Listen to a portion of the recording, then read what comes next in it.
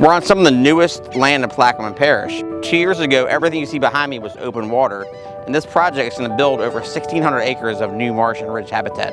This is what progress looks like. This project not only represents a $100 million investment in our coast, but it also shows the dedication to preserving the future of coastal Louisiana.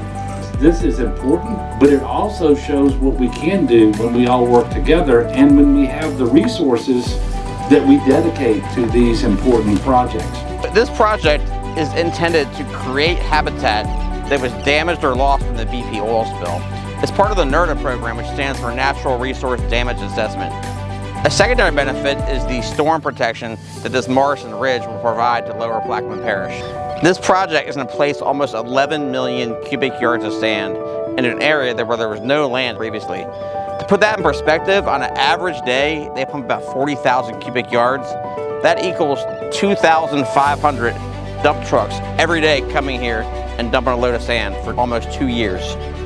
And as you look along this newly built land and restored bridge, you'll see native trees and plants that were cultivated by the Barataria-Terrebonne National Estuary Program at their plant production facility on the campus of Nichols State University. Each of these plants was placed by a volunteer. Another economic factor that we can't ignore is the impact it had on our workforce. A project this size, the construction contractor has over 130 people working on the project.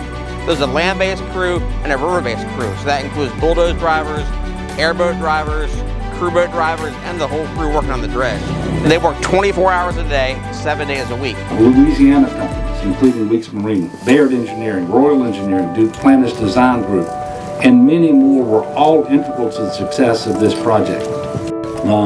But this project highlights the dedication and determination of the coastal program to find large-scale, long-term solutions to restore the coast and literally to protect our way of life.